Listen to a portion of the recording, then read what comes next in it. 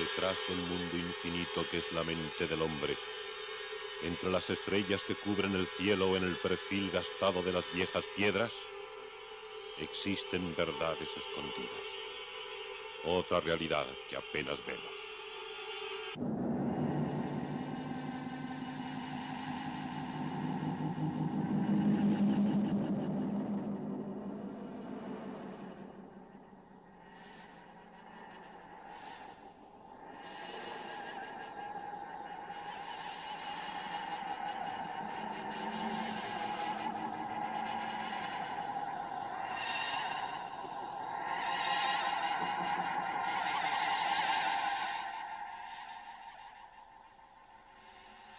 Buenas noches. Ya hemos comentado varias veces que la historia, ese edificio rígido y aparentemente sólido que hemos construido, es en muchos sentidos falso. Fundamentalmente se debe a dos razones. De una parte, nuestro afán de simplificar, de encasillar, de dar nombre y número a las cosas para así poderlas identificar y podernos mover en un terreno aparentemente sólido.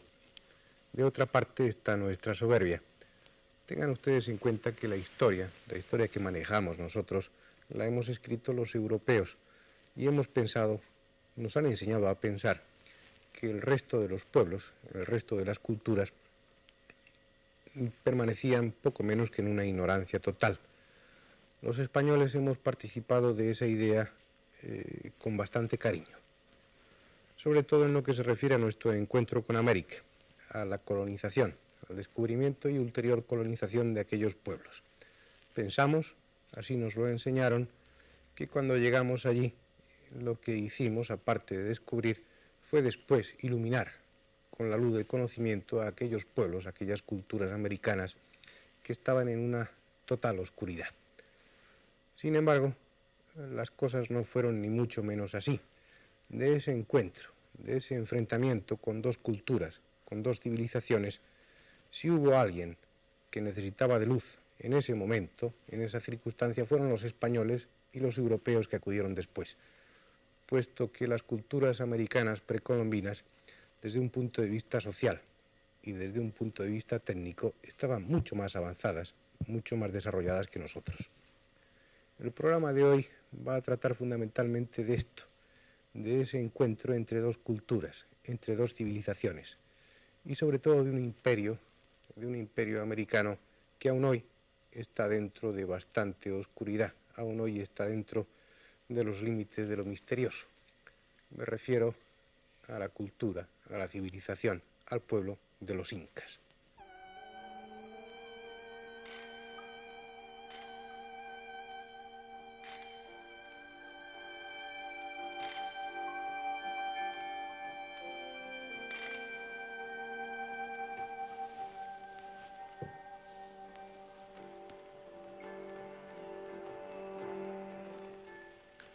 Los incas habían creado un vasto y desigual imperio, que iba desde las desoladas altiplanicies de los Andes hasta las llanuras costeras. Un imperio en el que se mantenía la unión gracias a una extensa red de carreteras. En nuestro viejo mundo hubo una época en la que era cierta aquel dicho de todos los caminos conducen a Roma. Cuando se creó el Imperio Romano, la cohesión dentro de ese vasto imperio se pudo mantener gracias a una comunicación rápida con el centro neurálgico, con Roma. Ello fue posible gracias a la red de carreteras, esa red de caminos, de calzadas romanas que aún hoy persisten. En el Imperio Inca, en Perú, sucedía exactamente lo mismo. Todos los caminos conducían a Cuzco, a la capital. Los incas habían construido una red de carreteras realmente impresionante.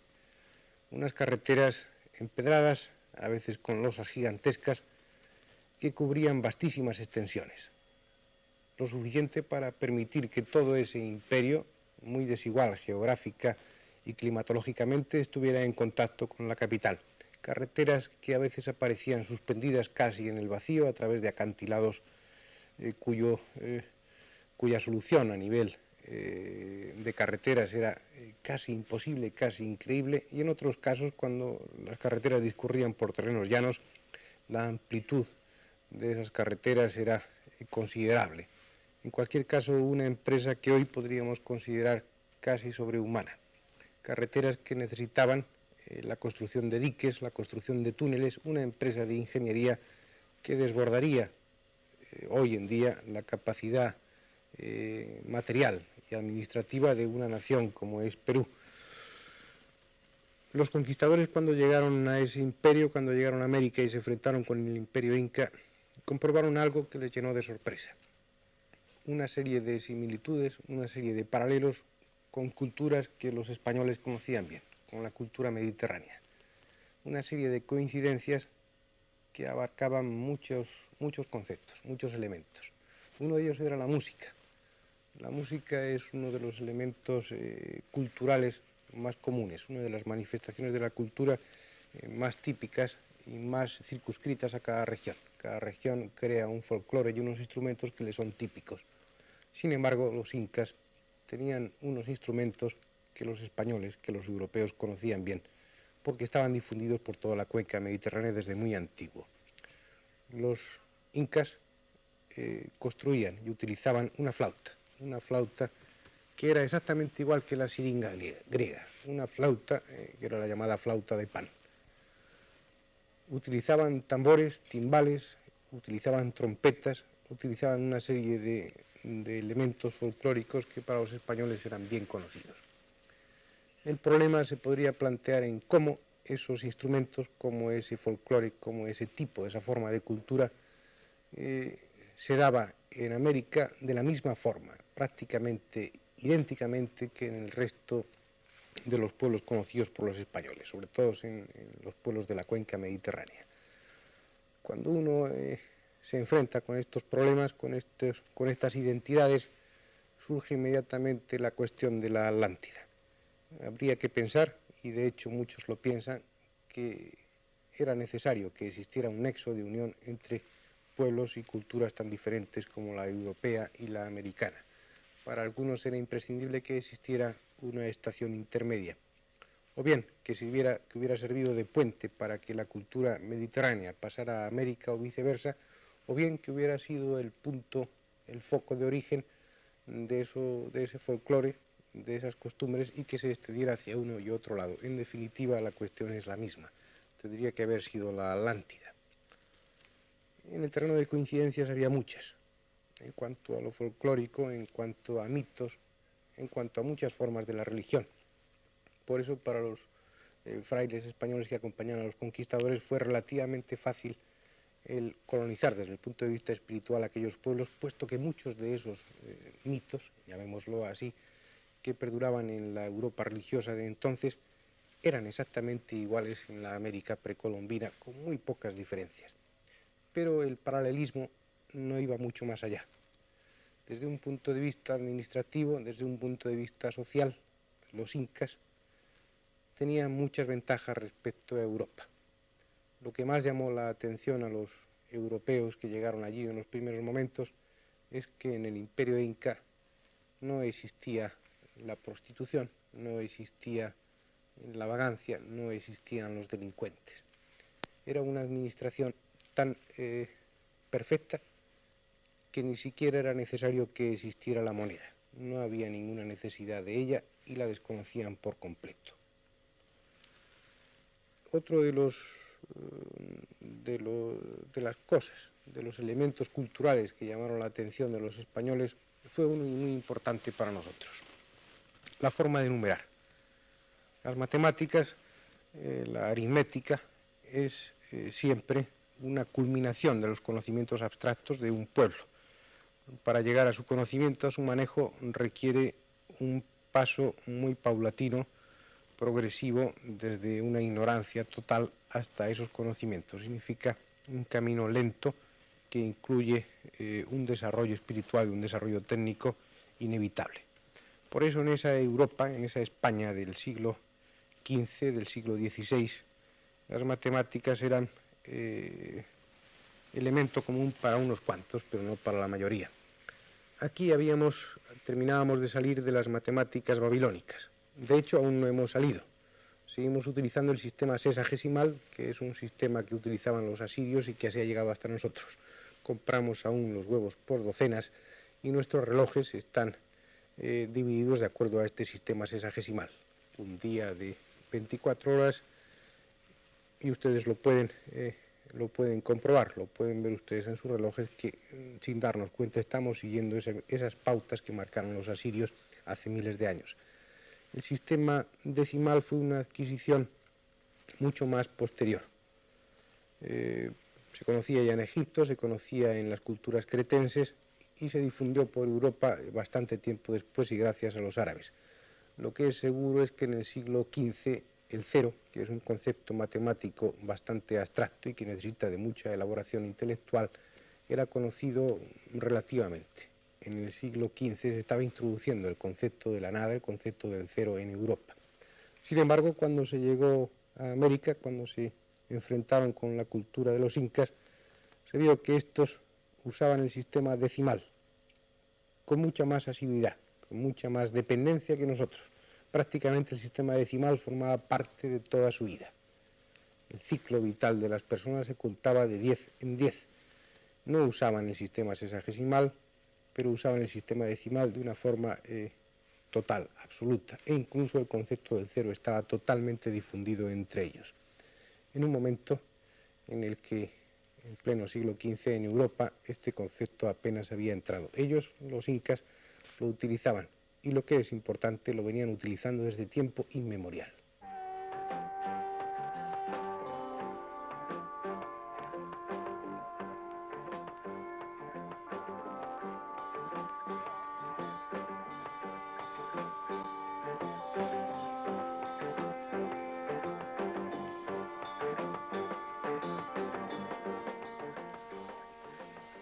Qué extraño pueblo fue este. Cuando los conquistadores llegaron, los incas ya estaban en pleno declive. Sin embargo, aún no habían olvidado técnicas que heredaron de los chimus, un pueblo más antiguo que hablaba incluso en sus mitos de un diluvio universal. ¿Quién enseñó, por ejemplo, a los incas la técnica de la cirugía? Nuestra cirugía actual ha avanzado prodigiosamente gracias a las últimas dos guerras. Hemos iniciado una época en la que los trasplantes son posibles, en la que la neurocirugía comienza a avanzar con pasos firmes. Sin embargo, en el siglo XVI, cuando se empezaron a colonizar aquellas tierras, la cirugía europea era algo muy simple, muy rudimentario, poco menos que servía para componer algunos huesos rotos. Sin embargo, los incas, con esa técnica que heredaron de otra cultura mucho más antigua, de los chimus, de los aymarás, de pueblos cuyo origen desconocemos, los incas eran capaces de realizar con aparente soltura amputaciones, trasplantes de huesos, trepanaciones, empleando un material que hoy en día se ha visto que es perfectamente útil, que permite realizar este tipo de operaciones con relativa facilidad. Las aperturas del cráneo óseo, las trepanaciones en definitiva. Los incas lo heredaron de los chimus de los aymarás, y el origen se pierde. Lo importante sería saber cuál es el foco, cuál es el punto donde toda esa técnica tiene su origen, donde los incas, aprendieron estas técnicas de cirugía y tantas otras, y sobre todo, de quién heredaron esas formas de cultura que se dan y que se daban en aquella época en toda la Europa mediterránea y en el norte de África. Volvemos otra vez y volveremos siempre a un concepto que flota en el aire de muchas personas, también de nosotros, la existencia de la Atlántida. Cada vez parece más necesaria, cada vez parece más imprescindible para justificar estos y otros hechos parecidos, porque al igual que en el África del Norte, al igual que en Egipto, los incas y aquellos pueblos en los que los incas tuvieron su origen momificaban también a los cadáveres. Cierto es que en algunos sitios, en algunas regiones de Perú, la momificación era fácil, puesto que la sequedad del ambiente y el alto contenido en sal del terreno facilitaba la momificación espontánea de los cadáveres. Pero ellos lo hacían intencionadamente, puesto que las momias que se han encontrado habían sido sometidas a un proceso de momificación más o menos rudimentario. Se les había hecho una ablación de las vísceras. Seguían ritos, costumbres muy similares a las de Europa y a las del norte de África, porque los incas, aquellos pueblos, también construían pirámides, también como los egipcios construían inmensos cúmulos de tierra y piedras para albergar en ellos los cadáveres de sus personajes ilustres.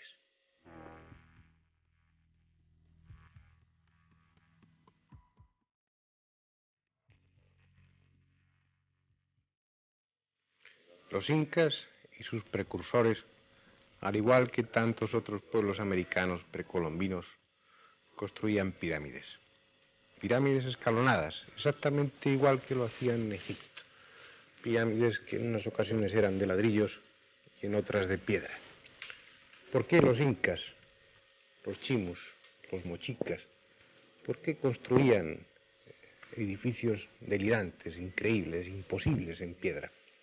Alguien enseñó a estos hombres, a este pueblo, igual que hizo en Egipto, una técnica prodigiosa por la que podía labrarse la piedra de una forma tan meticulosa, tan perfecta, con unas facetas, con unos ángulos tan exactamente ajustados que apenas una cuchilla de afitar puede introducirse en las junturas, que esos edificios, que esas piedras han podido soportar lo que no soportan los edificios recientes, los terremotos y todas las convulsiones que pueda ofrecer aquella región, de por sí muy dada a los movimientos de tipo sísmico.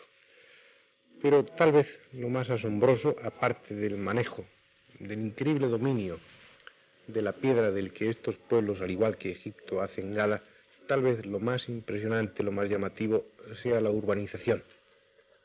Esta cultura, este imperio, esta técnica era capaz de planificar unas ciudades completamente antes de que se pusiera la primera piedra.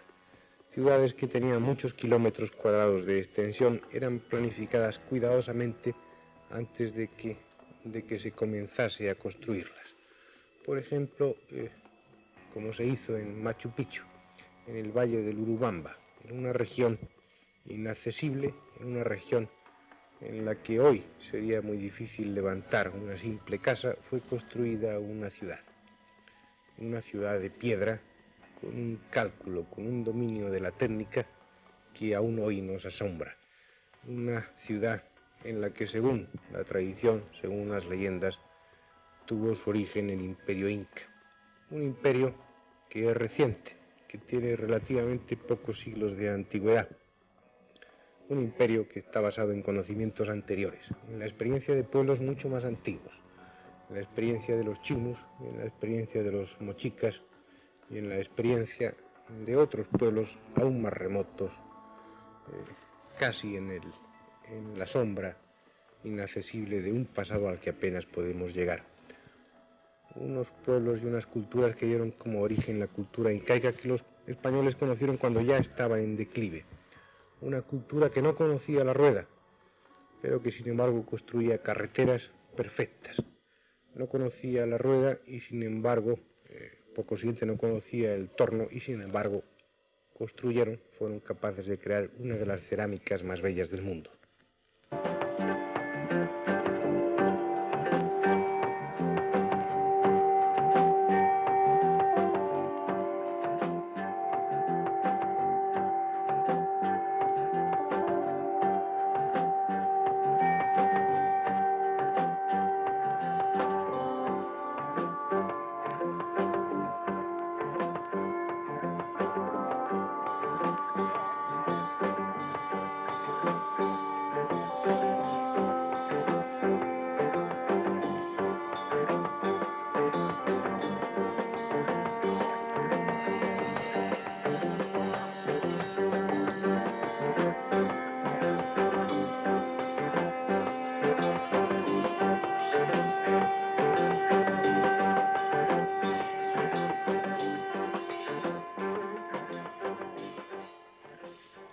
Una técnica, una cultura que tenía muchas cosas en común con la nuestra, con la europea de entonces.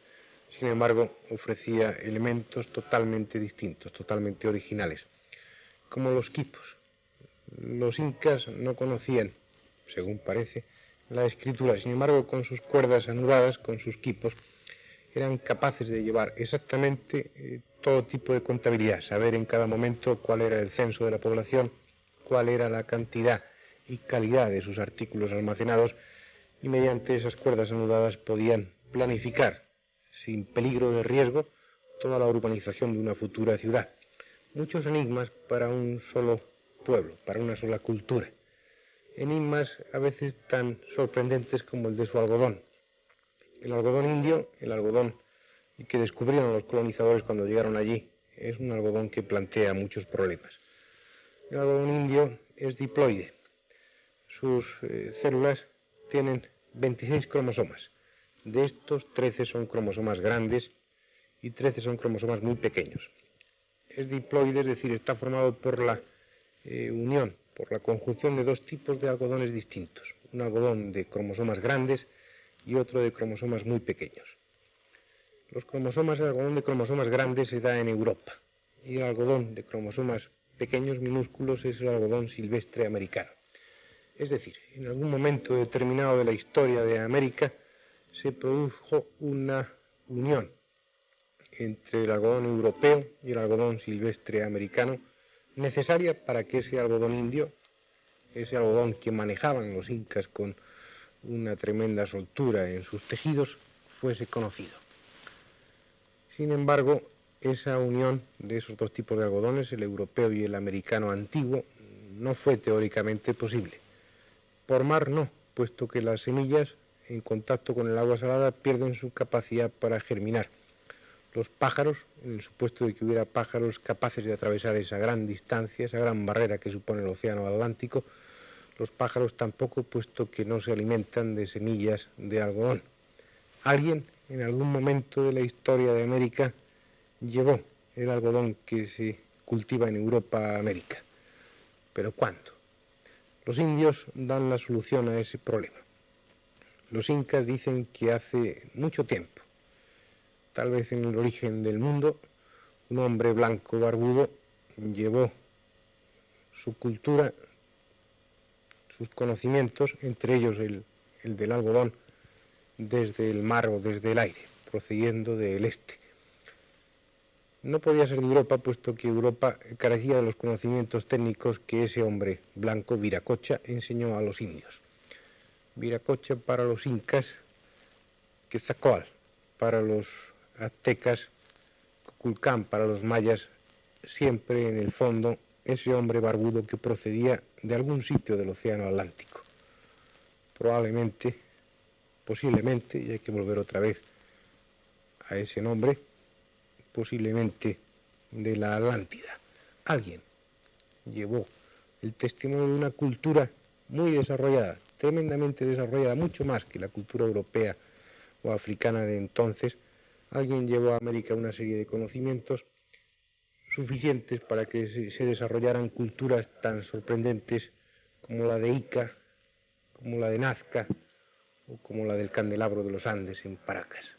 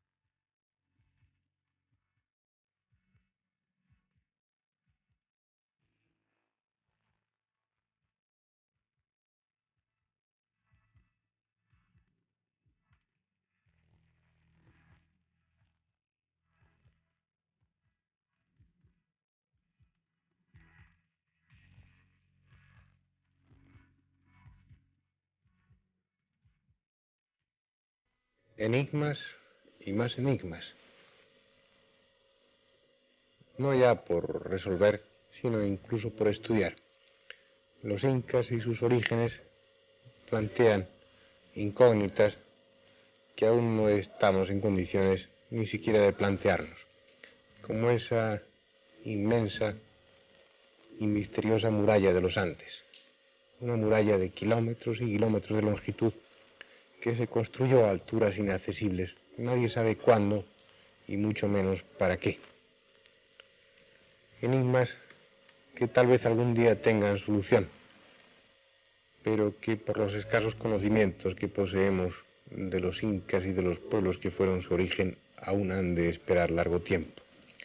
Para buscar esa solución habría que remontarse a culturas más antiguas, al auténtico techo del mundo, al sitio donde, según los incas, tuvo origen el indio y tal vez el hombre mismo, a Tiahuanaco. Pero esa ya es otra historia.